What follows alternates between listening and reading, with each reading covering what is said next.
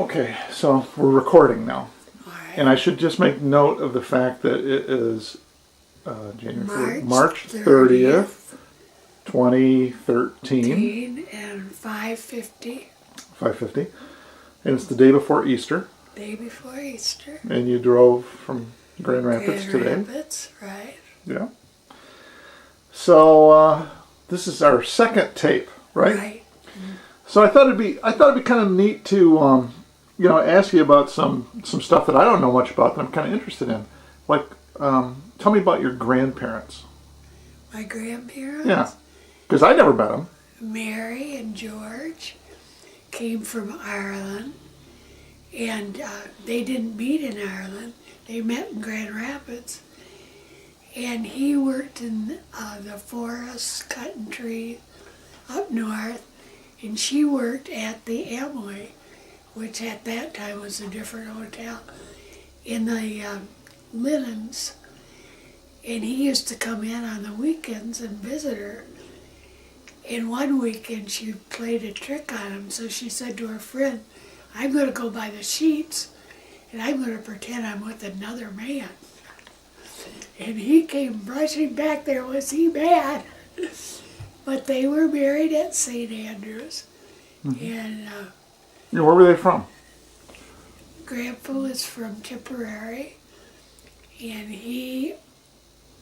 his father died, and his mother married the hired man, and he had a horse he was very proud of, like racing, and the hired man decided they'd use it in the fields, and he said, "No, you won't," and he went and sold the horse, and with the money came to America, and we never could track down his parents. We tried, and Grandma came from County Kerry, and she was one of 8 children. And then this is your dad's parents. No, this is my mother. This is your mother's parents. Yeah. Okay. Mary, And so what was their names then? Their last names? Grandpa was George Price, and Grandma was Mary Shine. Shine. And her maiden name, her other name was Horgan. And her and Uncle Tim were working out in the fields, and that's when they had the potato famine. Oh. And they came in and said to their mother, "We're going to America."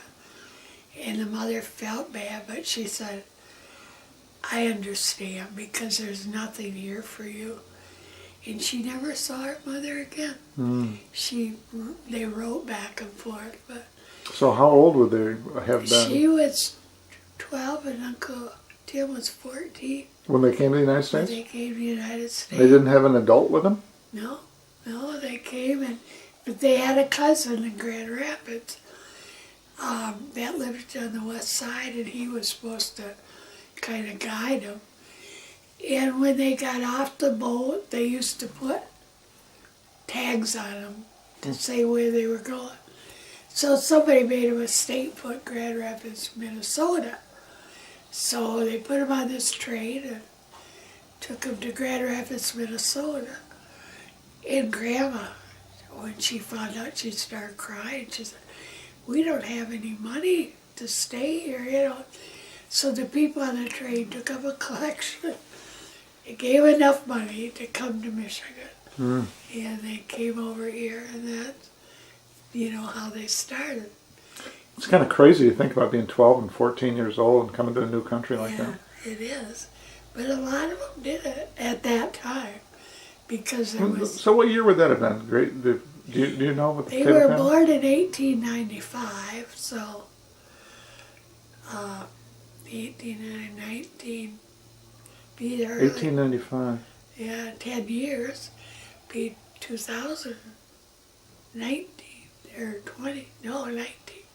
Yeah, I'll have to look that up and see what year the famine was. Yeah. Because now, did they live with you when you were a kid, or did they live in the same house or anything? Not at first. They had a house, and then they had a apartment upstairs. And at that time, there was no Medicaid or no Social Security. And Grandpa worked for the railroad. And, Your grandpa? yeah, Grandpa Price. Uh-huh. And so this was their means. They had the apartment for income and the house next door. And that's how they lived. Mm-hmm. And Grandpa never got a pension or anything. Really? Yeah, so that was kind of bad. Mm. So that was your mom's parents. My mom's What about your dad's parents? My dad was born in Ada, and his mother, I don't really remember her name. I never met her. She died real young from gallbladder. Oh, really? Yeah. Oh, terrible. And then Dad was Arthur Averill, and he had a large farm that goes right down to the river. Mm-hmm. And his father was a captain on Lake Michigan. He had a ship, a grain ship, and he used to deliver grain. And one time it caught on fire, and then he was done with it, so he sold the ship, or sold what he could, came to Grand Rapids and bought his farm, and there was Grandpa and his 3 brothers, and he parceled it out. Well, Grandpa never wanted to work the farm. He wanted to work on the railroad. And where they lived, the train would go through. Every time I went through, he'd jump up and watch it, But he did do the farm, because that's what his father said he had to do. And raise the rest of the kids. There was 4, or no, let's see, 4, yeah. And he just lived there until he died, Mm-hmm. But he was a real nice person. We used to go visit him. We used to have to always go and see how high his wheat was in the farm. And then at night he'd always say, "Come on, Marilou, we gotta go put the pajamas on the horses." So we go down and feed the horses down to the barn, and he was awful nice to me. Oh, yeah. So that was your grandfather. Yeah. And that was Arthur Averill. Arthur Averill. Wow. And his father was the ship of captain? Ship captain. Oh, okay. Oh. And I do have a lot on the original home in Massachusetts, Ipswich. Ipswich. And it says the Averill, original home. And I have done, search on that. Oh, okay. And it's real interesting. Now, who is the guy who's still in Ireland that we're related to? Chris Shine. Chris Shine. His dad was probably the last child born of Grandma Price's family. And he was Lawrence Shine. And he never came to America. He stayed there. And that's his dad. So, the guy, what was his name? Chris Shine. So his father would have been the brother to Grandma Price. Oh, okay, to Grandma Price. Yeah. And she's the one who came over when she was 12 or 14 or whatever. Wow. Yeah. That's nice that you were able to keep in touch with him. Yeah, I owe him a letter. Oh, do you? Yeah, he's a really nice guy. If you go there, they immediately spread out the food. And we stopped there just we asked, where Grandma's place was, and they said, go down by that telephone pole. So we went down there, and it was just like a cow pasture, went way back in, and found Nellie and Con, who's also Chris's uncle and aunt. And I looked at Nellie and I said, "You look just like Grandma Price."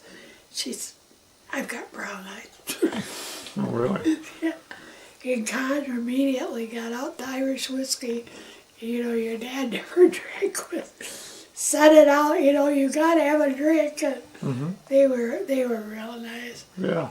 And I asked if I could take their picture. And we had rented a car, and it was real bright blue.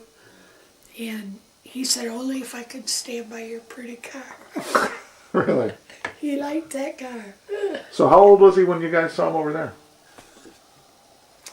Oh, that was 20. I'd say he was in his 60s. And what year did you guys go?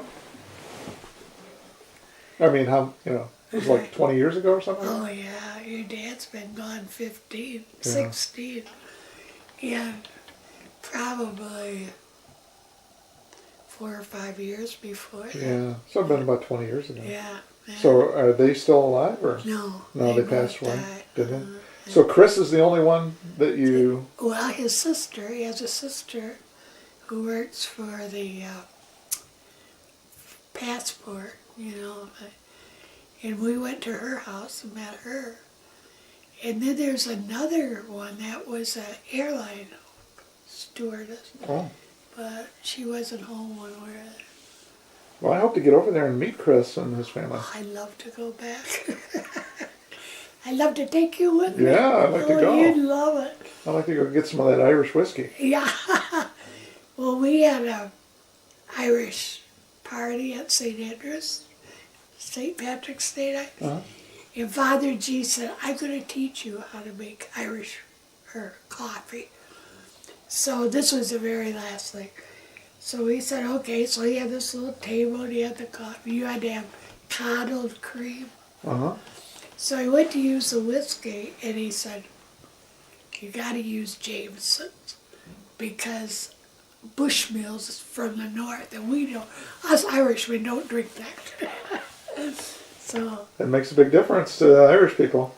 that was Grandpa Mac's favorite Bushmills. It was? Yeah. And he was saying you shouldn't drink Bushmills?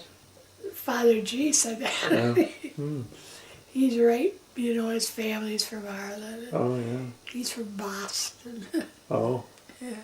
Well, that must have been a fun trip to go on. It was very, and it was nice because we just rented a car and Dan had fixed a book for us to where to go and we just followed that and you'd stop at a bed and breakfast and they'd say, where are you going tomorrow, you know, and we'd tell them, they said, oh, let me call ahead, I'll get a bed and breakfast for you, and I'll tell you where to go. And they would, you know, it was like going to your grandma's house, it really was. Really? You felt very comfortable, you weren't afraid. We were going down the road, we were going to Galway, and it was pouring rain. And here's this young fellow and gal, and they were walking in the rain, and your dad said, oh, let's stop and pick them up. So we did. And they were so thankful. So we got to Galway, and we parked the car, and they told us, now don't go here because that's a bad area, you know. And they showed us what bed and breakfast to go to. And then the next day they came and wondered what we were doing and if they could help us. Really? And people are like that. They go out of their way for it. You have to have a lot of time because usually they tell a story, you know. And when we were in Lewisburg, where Dan went, we were going to go to the bank. And it was a good-sized town, you know, so you'd think there'd be a bank there. So your dad said, well, I'll go ask this guy. There was a bunch of them sitting on the corner. And so he said, are you from America? And your dad said, yeah. So he went on about how his mother died and his sisters took all the money. He was going to go to America, and now he can't because they took all the money. And he went on and on. And finally he said, oh, you're looking for a bank? And Jack said, yes. It's in the back of that bus, and here was a bus on this parked on this street. You walked in the back and it had a teller thing. Really? And they went from town to town. Kind of like a bookmobile. Yeah, like a bookmobile. And that was real interesting. Did you guys, when you and Dad were in Ireland, did you go to any pubs? Oh yeah. We went to Brendan Brannigan's house, and Who's that? he was a friend of, he's a cousin of Tim, you know, Dan's friend in Seattle. Oh yeah. And so Dan and Terry had met him, and he'd been over here, you know. So Dan said, oh, you got to go see Brendan. So he lived in Drogheda, so we got off of the airplane and rented a car. And the guy said, well, you're not used to driving on the other side of the road, so you better go down. And they called their expressway carriageways. You better go down the carriageway until you're used to it. So we started going down, and your dad said, well, there was a town. He said, well, let's go in here and see if we can find Brendan. So we went in. The first time we saw was Brannigan's. So Brannigan, that's Molly's mom's maiden name. Yeah, I know. Or is her mother's maiden name? Maiden, yeah. So we went in there, and they didn't know Brendan. So we got back in the car, went down the road. About this time we were hungry, you know, so we stopped at this little pub, you know, and got a sandwich. And your dad asked the bartender, he said, do you know any Branigans? He said, Jim Brannigan? And your dad said, yeah. He said, it's right down there, the second mailbox. In fact, she's out there getting the mail right now. So we went back and said hello, you know, and they captured us. You know, we couldn't leave till Brian came home. And so we waited, and pretty soon he came home. And then she said, oh, you got to go to Mrs. McCaffrey's pub. And her boys, she had 3 other boys, and they all sang. And they were singing, you know, that night. So we went over there and spent the night with it. So you got to stay here. You can't go on now, you know. So we say, and in the morning, Brian will take you into Dublin and show you around. So we did. We got in the morning, he cooked us breakfast. And did they have a B&B there? Yeah, they did have a B&B, but so happened nobody was staying. And we got eggs, and they have black and white sausage, and the black is blood sausage. We didn't like it.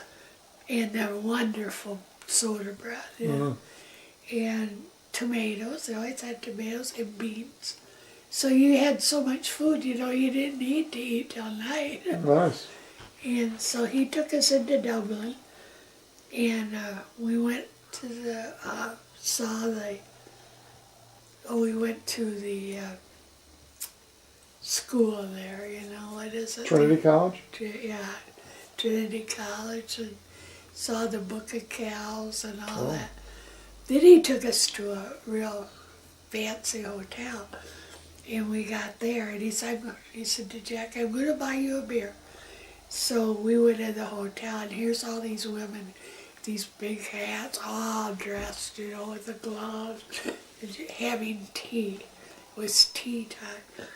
So we went into the bar, and he bought us a drink, and Jack went to pay for it. And he said, put your hand away. When I was in Seattle, Dad would not let me put my hand in my pockets. It's so cute the way they talk, you know. So we had a beer, and then we stayed the night. The next morning we got up, and down the road was Cavan, C-A-V-A-N, Cavan, a town. And he said, be sure and stop there. So we stopped there, and here was an old mill. And so we decided to go check it out. And we got in there, and here's a fella had all these bowls on a shelf, you know, and with flour in them. And he said, well, if you come in here and pay to go through the mill, then you get a bowl of flour and you mix it, and I'll put it in the oven, and then I'll show you around the mill, And when we get done, we'll come back. It'll be all baked, and we'll have a cup of tea. Sounds great. It was delicious. So your dad got talking to him like he does. And kind of find out he had lived in Kalamazoo for a while. And he was from Ireland originally, but so that was kind of fun. Well, tell me about your trip to Australia. That sounded like it was a fun trip, too. That was wonderful. But Ireland was better. Yeah. But the people in Australia are so friendly, and I think there's a lot of Irish in Australia, too. Isn't there? they are, yeah. In fact, they kicked the Irish out, and they all went to Australia.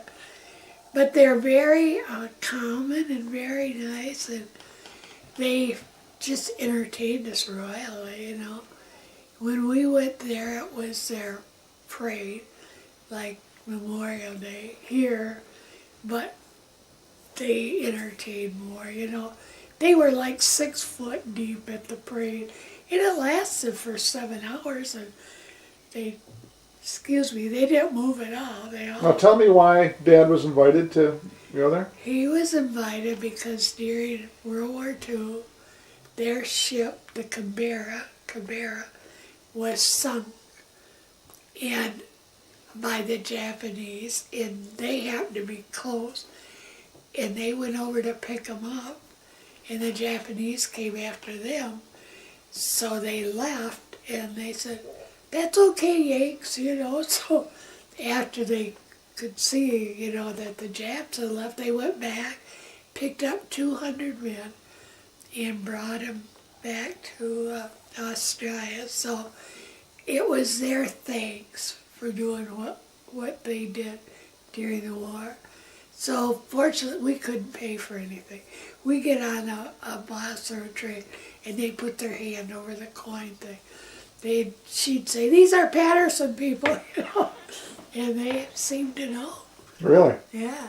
So the USS Patterson was a Navy ship that Dad was on. It was a destroyer. And they picked up a couple hundred of the Australian guys. Yeah, and they were, it wasn't a big ship. No.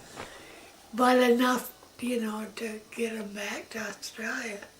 Because a lot of times when your dad was out to sea, when they'd get their R&R, they'd take them to Australia. So, they weren't too far. In fact, the Australians said to us, "Thank you for saving our country," because the Japanese are about ready to take it over, Well, I remember Dad saying that we were going to move to Australia if Nixon was elected. Yeah. He was all for that. Yeah, so was I. I mean, how come we didn't do it? Probably me. Mimi said, "Oh, don't go away, don't leave me." Yeah. But, I don't think he'd want to live there forever, but he enjoyed going back, and then they have sort of like Legion. They aren't Legion, they call them British servicemen clubs, and you go in and it's all mahogany and leather. Oh. Beautiful. And when That's not like the 40 and 8 thing. no, not like the 40. When you go there, they had us for dinner. Each place had a thing of the menu, and all the wine, and Dad had pictures. Every place we went, we had to lay a wreath to the ones that had died. So then we went through their state or national capital, which was fabulous, and we enjoyed that. Do I remember? I can't remember. I don't know if this is a memory real or not, but do I recall Dad saying that when he was on R&R in Australia, they'd go shooting rabbits on horseback with shotguns? Yeah. Yeah, they did. They used to go do that. And there's so many rabbits there. And I know the people there were really upset with the kangaroos because, they try to play golf and they come running through. Yeah. And I said, "Oh, what about the koala bears? They're so cute, They said, "Oh, all they do is eat and piss."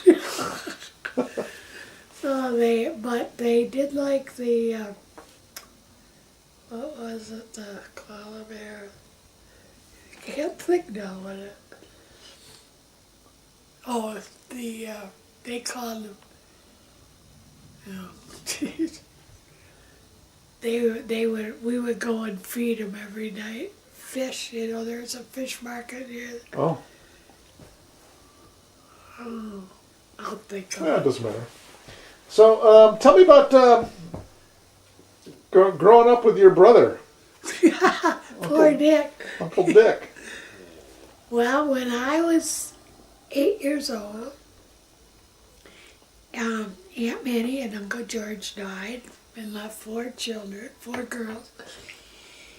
And Aunt Minnie and Mother were close growing up, They lived in Flint, Michigan. He was a fireman.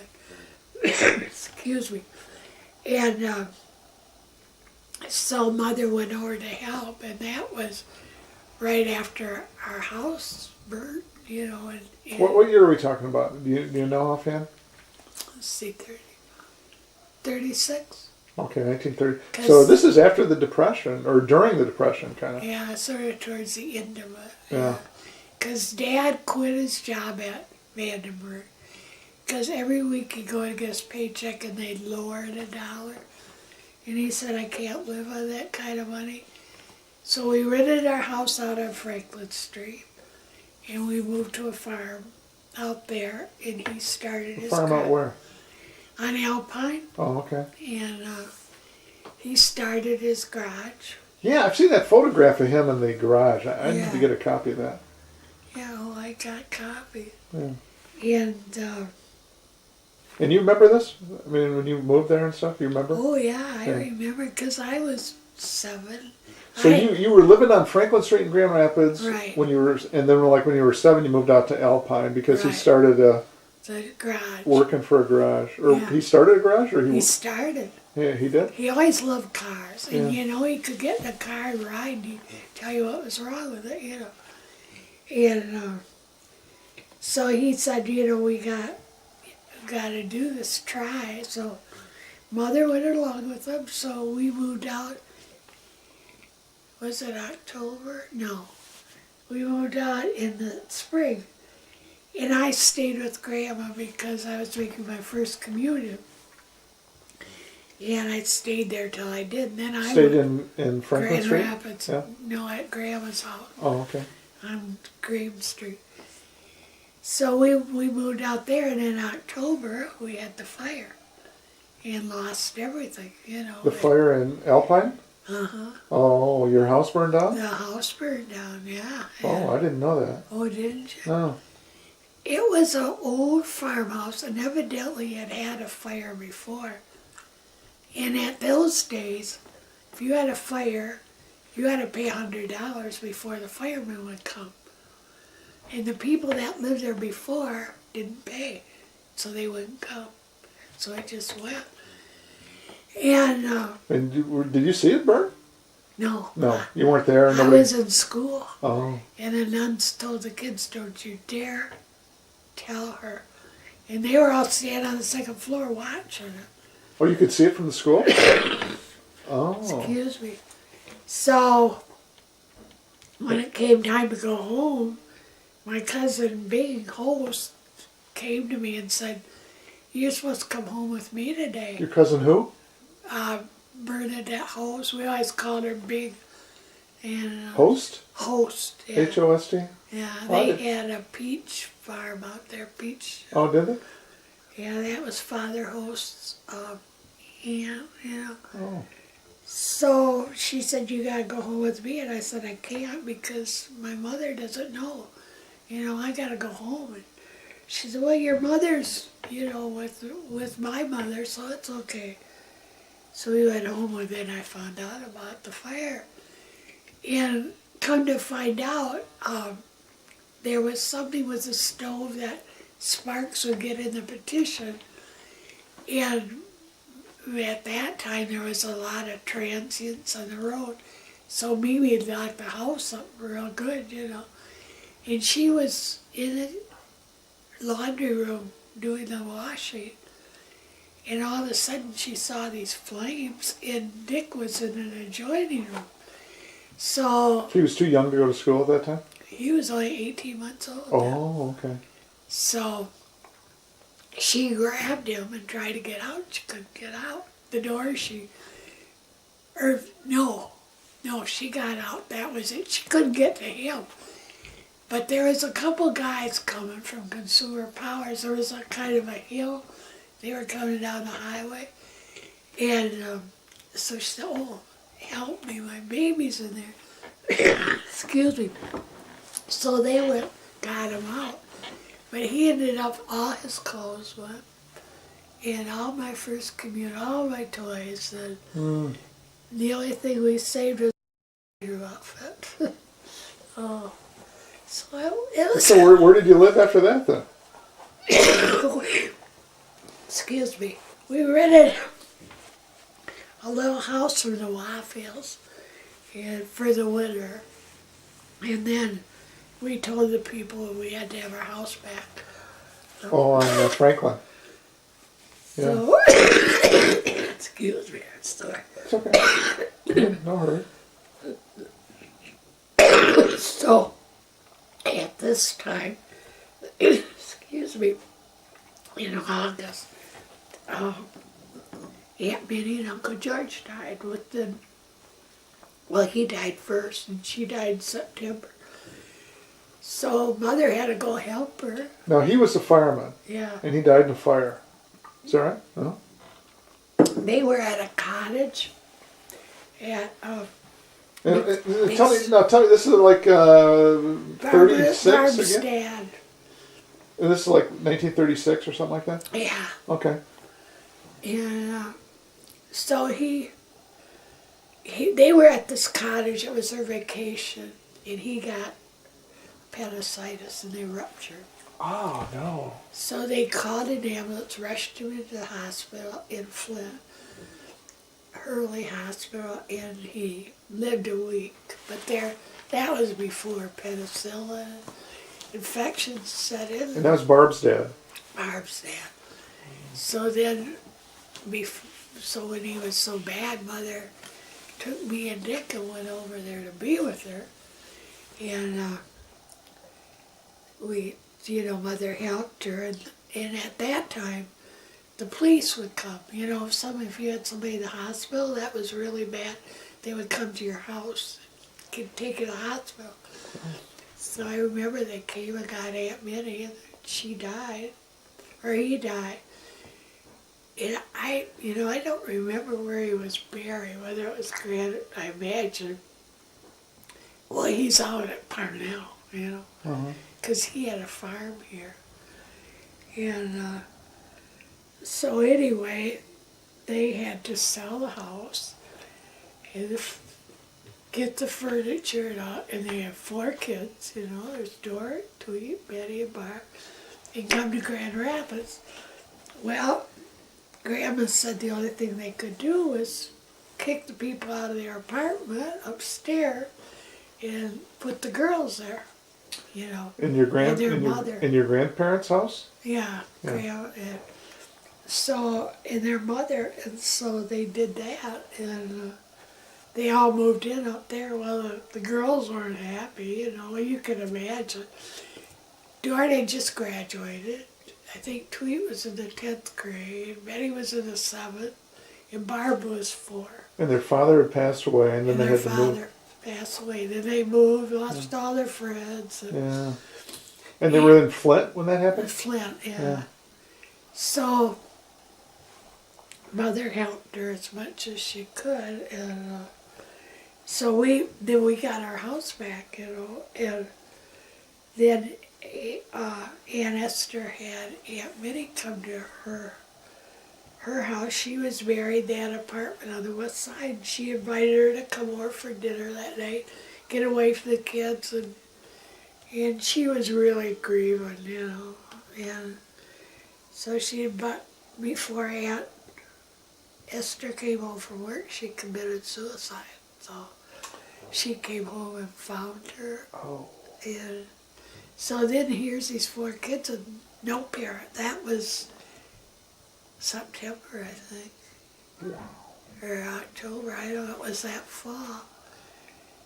So they're all four of them, you know.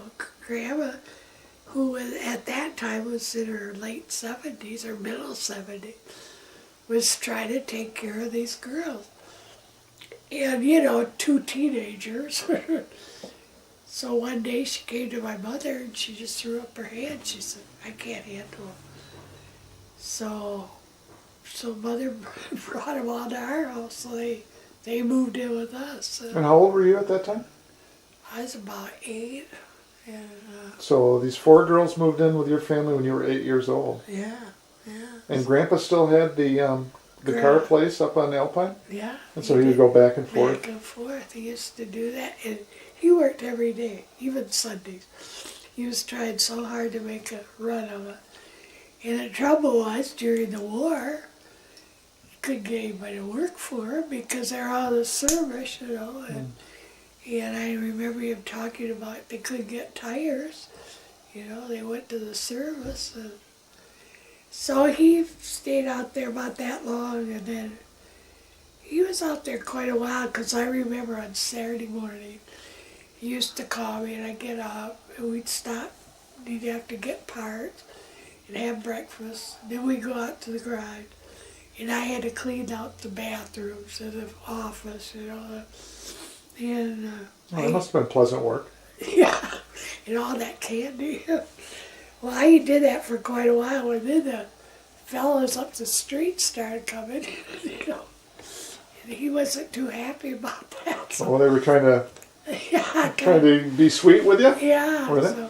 So tell me about how old were you when World War II started, and how did you hear about that? We were at a movie, and we came home and heard, you know, Mother and Dad had their ears glued to the radio, and Roosevelt was giving his speech. Oh, do you remember hearing him on the radio? I remember hearing that, yeah.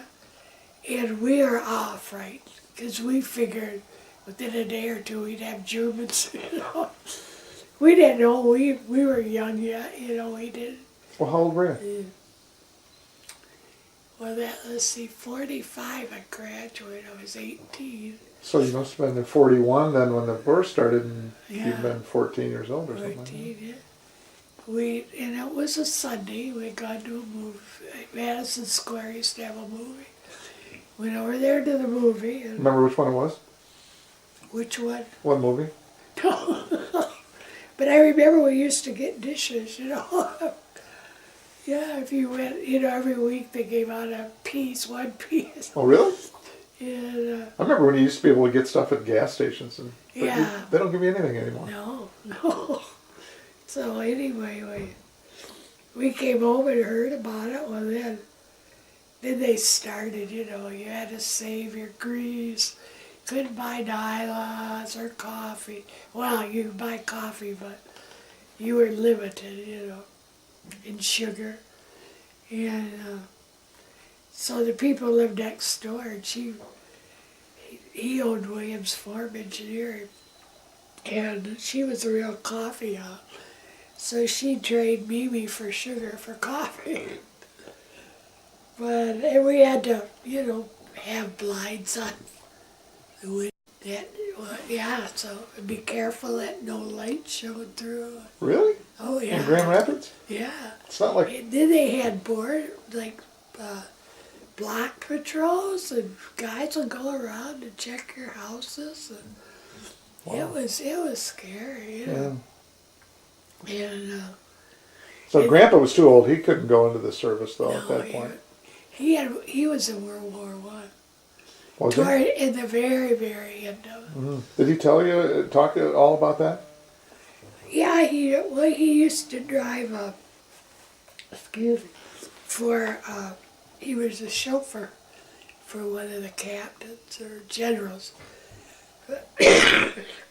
And where was he stationed? Was he over in Europe? No, he was down south somewhere. Oh. Camp Wadsworth, it was called. Never heard of I that. still got a teaspoon from there. Uh-huh. And But I don't think he was in more than not even a year, and the war was over, so he got out. So, yeah. But that was a bad time, and then, we were in high school, and all the fellas are going, so proms came there. We had one guy who was a little shaky. He'd come around to all the girls to want to take him to the prom. Nobody wanted to go. Really? Yeah. Because he wasn't in the service? Yeah, well, I think he was a homosexual, and they wouldn't take him. Mm. So we did that, I worked at Herpesheimer and in the hosiery, and we were told not to sell more than one pair of hose to a person. Really? They were real strict about that. So you worked there when you were in high school? Or was that after? It was after high school. It was when I was at JC. I worked there all during JC. And then I worked in an office too. E.H. Raleigh, the artificial limb company. I worked in the office there. And that was my second year at JC. But, all these guys are coming back, and they had the Bill of Rights to go to college. So the teachers all came to us and said, we're having this 3-year term. We're going to finish it in 15 months. So they just pushed short at ed typing. We had to do everything in a year and a half, what you do in 3 years. So. Wow. So that was, but it was kind of nice because we got out early. Now, how did you celebrate when the war ended? Was that a big deal? We all went downtown.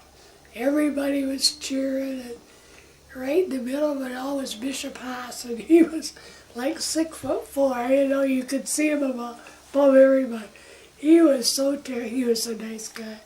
So tickled, the war was so, well, everybody was. They were all, they had booze and everything, all celebrate. Yeah, I get just Yeah, we can stop if you want. for a couple minutes. Yeah, sure.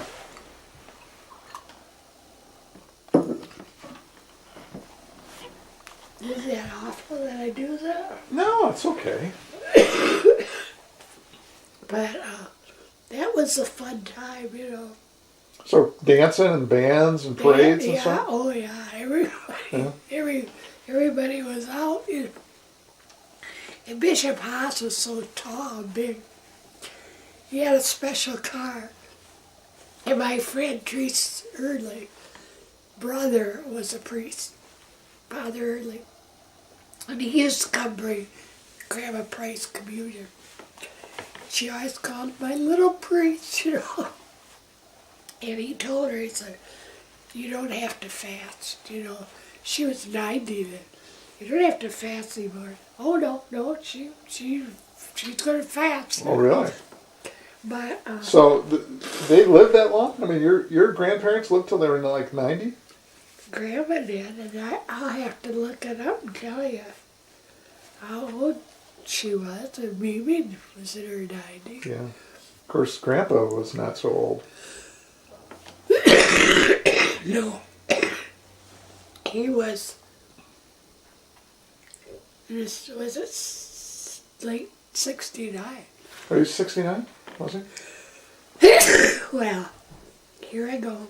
I don't think it's fair that the men always die earlier than the women. I know it. I don't think so either. I don't think that's right. I holler at Jack every once in a while when something goes wrong. Say, what'd you leave me for? It's been 15 years, huh? 16 in November. 16 in November. Wow. 11/7/97. Yeah. Yeah. I didn't think that, that I'd live that long after him. I'm still here. Yeah, well, I hope you're here for a long time. Everybody did that. Well, different people asked me what I was doing for Easter, and I told them I was driving. You're driving there? Yeah. Why? By yourself? Your son? I said, yeah. Aren't you afraid? I said, no. So I was exercising with this girl, and one of our other friends that exercised with was leaving. She used to live in Pinckney. Was leaving because her husband worked for Myers and he was retired. So she was coming back to Pinckney. So Janet said to me, I said, well, is Kathy left? And she said, no, not till next week. And I said, she said, you know, she's going to go in Pinckney and live with her mother. She said, her mother's 81 years old. I said, oh, really? And I said to her, how are you going to put up with that? You'll have to say everything twice. And I just looked at her, I thought, I wonder how old she thinks I am. Yeah, really. I didn't say anything, but that was so funny. Yeah, no kidding. Pinckney's pretty close to here. Yeah, right. I go through it. Yeah. D19. Mm-hmm. And I told her that. She said, oh, my son lives there behind something, you know, with 2 kids. But I mean, isn't that off after I talk a while? Oh, I think it's kind of normal, really. I mean, you probably get kind of raw, a little bit hoarse or something. Yeah. I don't know. But all in all, I think I've had a pretty good life. I got 2 wonderful children. I wish Susie was around. That must have been awfully hard. That was hard. That was really hard. It was hard on you, too. How old was she when she died? 18 months. Wow. Yeah, she's our angel. I remember going to the funeral home and putting my ear to her chest to see if I could hear her heart beating in the casket. I think I remember that, but maybe I'm making it up. I remember we went to the casket, and, you know, they had a skirt around. You picked up the skirt. Yeah, I wanted to look under there. And looked under there. Now, you know, Mimi lost Bobby Lee. That was between me and Dick. Bobby Lee? Right, yeah. I don't even remember that. I've never heard that. Yeah, he was, he died at birth. Oh. But she was pregnant and at the hospital, and her doctor was on vacation, and she got a new doctor, and the cord got around his neck, and it strangled him. And at that time, you had to stay in the hospital 2 weeks. And she couldn't come to the funeral. I don't know how she did it. So he had black curly hair and looked like Grandpa. And rather than put him in, he was at O'Brien's. Rather than put him in a casket, they laid him out in a Davenport. You know. Really? They said he's such a beautiful baby, you know. And after that, she wouldn't go to the hospital, you know, and she was pregnant for Dick. She had him at home. Really? Yeah. She wouldn't go back to the hospital? She wouldn't go to the hospital, not after that. Wow, so Dick was born at your house? Yeah, Franklin Street. Who, doctor come there? Yeah, Dr. King. She had made arrangements with the nurse to come watch it. And she lived up the street, maybe a couple blocks by Union. And her and I walked up there and we talked. She talked to her, and she said to me, or no, we talked to her, then we came back, and then she started her labor, and she told me to go and get that nurse. So I went. And how old were you? 8. Okay. So I went and got the nurse, and came back to the house, and she said, okay, now go to Grandma. Grandma Brett. And I said, I don't want to go to Grandma's. I want to see the baby. I wanted a sister. And the fireman offered me, they had $50, you know. If it was a boy, And I gave it to them. They give me the $50. Of course, I was little, you know. And so anyway, she said, no, you got to go to Grandma's house. Your dad will come and get you later. So I went down there, then pretty soon Dad came and got me and said, you got a nice baby brother. And I said, I don't want a brother, I want a sister. Well, of course that changed. I grew to love him. Yeah. But I was so afraid to go by the fire barns because I thought sure they would take them for that 50 cents. Those firemen always, well, they tease you guys too. Yeah. Station number 7. They were always Not fun. there anymore. No. They were a nice bunch of fellows. So Uncle Leo was working for the C&O Railroad. No, he worked for the other one, Pennsylvania. Oh, did he? Oh, Because, I still have that one cup of his that telescopes. Oh, You ever seen that? No. That little glass that it's like round and then brrr. Oh, yeah. But I think it says C&O on it. Maybe it's not his. Oh, maybe not. Maybe it's... You also got one of those bottles from Fox Deluxe, haven't you? Beer bottle? Yeah, that we got from Mr. Hunderman? Yeah. Yeah, sure. Now Grand Rapids Brewing is downtown, and that's the old Fox Deluxe. Right. Silver foam. Yeah. In fact, the other day, what day was it? We went to... Oh, we've been taking these classes at church. It's at 11, it gets out around noon, and Dad said, well, let's go to Mass, we're right here. So we went to Mass, and we got done, and I said, well, let's go get some lunch, you know. He said, why don't we go to one of those beers? You know, we've got beer places all on every corner now. Mm-hmm. We're the beer capital of the world.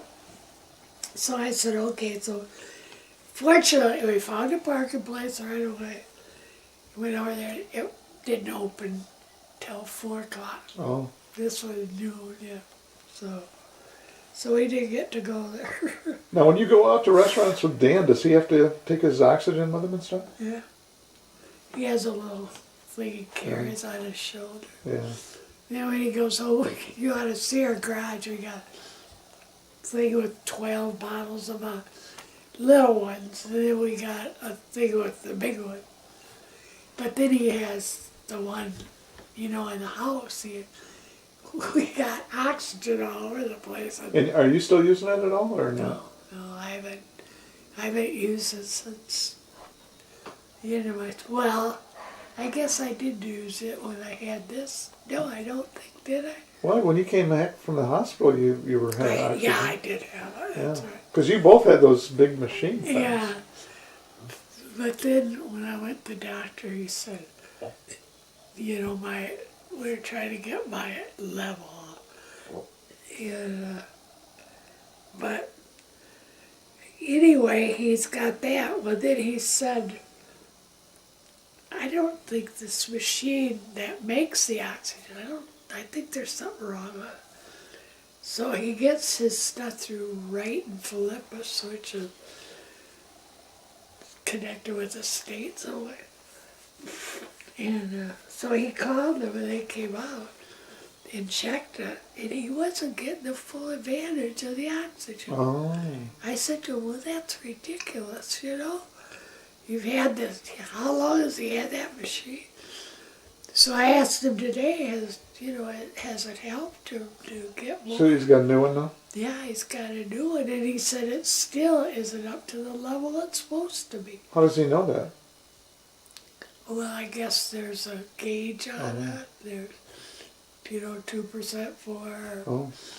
And so luckily he, if he hadn't said something, they never would have done anything about it. So they have a department for travel, and they have an office in Seattle. So he's in contact with them, so that when we get there, if he needs oxygen, he can go and get it. Well, that's good. Yeah, because, boy, thank God that Medicaid came through. And you know how we fought with him about it? And now, you know, he's a different person since he's got a little money in his pocket. And he's careful. But he helps me a lot with food, you know, with food. I'll send him for a loaf of bread, he'll come back with 3 bags. But anyway, I'm happy that he does have a little spendy money. You bet. Yeah. Makes a whole difference. And I keep saying to him, well, we gotta get him a suit, you know. Oh, yeah. And he's gotta pick out a song. I don't know how he's gonna dance. And what else does he have to do? I can't remember. I tried to get him to get that station wagon That van? running, yeah, the van. But, you know, Gordy's got all the stuff in it. Oh, I think that van's history, you know. I mean, you'd have to replace the tires, Yeah. you know. I mean, you got to get that thing running, new battery. You'd have to put a lot of money into that to get it going. You'd I almost don't be think better off just letting somebody pull it away. Yeah. I've broached that subject, but I don't get anywhere with him. Yeah. And well, you know, someday I'm gonna fix it up. But Gordy's, you know, he's right on the spot of being out of a home. Yeah. So I don't know what we're gonna do with that stuff. Yeah. Because that whole van is filled with first he brings his winter clothes, and it's filled with his summer clothes. Oh, boy. I don't know how he can live the way he does. Yeah. And the people are getting kind of upset with him. Yeah. I can imagine. Yeah. So we've only got, let me see, there's only like 3 minutes left on this tape. So there's not much left. But you want to tell me about how you met Dad and how that worked out? Oh. Did you know him before he went in the service? No. Because he quit high school to join the Navy. Right. And he was 16? Yeah. And then he came back out, and then he went back to school. South. Yeah, South, graduated. I always said, you know, took you longer to get through school than it did me. I met him at a picnic at, what was the name of that lake? It's right. Reed's Lake. No, it wasn't Reed's Lake. It was out around Rockford off of, you know. Bostwick. It wasn't Bostwick. It was a little. I know if I said it, you'd recognize it. But anyway, Marie and Ted Van Drummel, who are friends of Mother and Dad, were going to this VFW picnic, and they were quite active in it. So they invited Mother and Dad to go. And I was home. I didn't have anything to do. It was a Sunday afternoon. And Mother said, oh, come on, go with us. I said, no, I don't want to go. This was about 1945, probably? 45, 6? Yeah. 46, maybe? 46. Well, no, he probably came back in 45 and then went to school, back to go to school for another year or two. Yeah, probably. he had another year to go. So it'd be 46, 47 or something. Yeah. I'll have to look at, I've got his diploma. So anyway, we went to the lake, and he was playing ball. First base with a pitcher of beer. And He was playing at first base with a pitcher of beer? Yeah, these guys all had pitchers. They did? All the baseball players had pitchers of beer? So Really? he came over and he started talking to me, you know, and he said, it was in between innings or something. I'd like to talk to you more. I said, okay, well. So he asked me for my phone number, and I gave it to him. So the next day he calls me, and when he came out of the service, he would wear nothing but white shirts. I don't know whether it was because of that uniform, but his mother had a horrible time getting white shirts because those were, you know, clothes were scarce. But anyway, he came over and we went for a ride and I mean, he had a car? yeah, he had a car, a little coupe, and we went out once in a while. Yeah. Your parents okay with that? With you going off with a guy in a coupe? They had the other ones to worry about too, so. Yeah, they were okay. In fact, him and Dad used to go play. He'd come and get Dad and take him down to play pool with him, And so they got along real good together. And then Mac, Dad and Mac got it. So it just, just. Did his dad and your dad, they ever get together and do stuff? Yeah, after we were married. Yeah. Of course, we go up to, Fife Lake, Smithville. Right. And Dad would, and I remember he used to go hunting with Dick, and they always seemed to end up at Smithville. He was always welcome, Miriam, she always had enough pork chops for everybody. Yeah, and so they got along good, and he used to come and pick them up on Thanksgiving. On Thanksgiving we were sitting there having the turkey, and evidently, Mac, they didn't have a Thanksgiving dinner. So he reached over and said to my mother, "Is it okay if I take the drumstick?" She said, "Sure," so away they went. So what year did you guys get married then? 50. 1950. 1950. We were engaged for 2 years, and he just didn't really have a real good job yet, What was he doing? I was trying to think of what. Well, in the first place, he was going to go to college, so he went down to Georgia Tech. Wanted to take engineering. Georgia Tech? Georgia Tech. Down in Georgia? Yeah. Oh, did he? He wanted to be an engineer. Got down there and could not find any housing because all these guys came back. So then he came back up here, and while he was going to South, he worked at the Hurryback, and That's the bar. yeah, and so he went back there and started working. I'm trying to think what he did after that. Well, didn't he work for a tobacco company or something?